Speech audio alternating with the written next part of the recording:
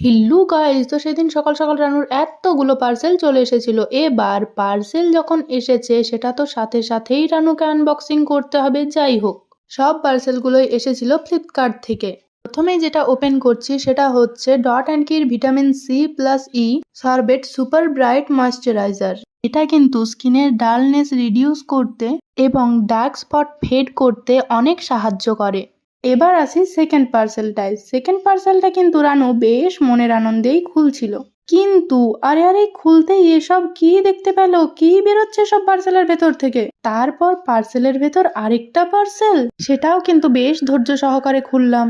এবার আমি অর্ডার করেছিলাম হুডা ক্রাশ বিউটি থেকে multi colour pro wheel corrector concealer palette. এটা বেশ ভালো লেগেছে আমার। এবার চলে আসি থার্ড পার্সেল, মানে একদম লাস্ট পার্সেলে।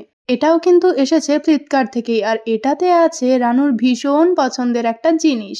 আর এইটা হচ্ছে মিনারা 60 colours matte shimmery eyeshadow palette. এই ভিডিওতে আমি ইউজ করাটা দেখালাম না, কিন্তু আমি ইউজ করে দেখেছি, এটা কিন্তু ভীষণ পিগমেন্টেড। আমি বাপু প্রথম থেকেই লক্ষ্য করছি তোমরা অনেকেই আমার ভিডিও দেখছো কিন্তু চ্যানেলটা সাবস্ক্রাইব করছো না। ভিডিওটা ভালো লাগলে লাইক কমেন্ট শেয়ার করে চ্যানেলটা অবশ্যই সাবস্ক্রাইব করবে।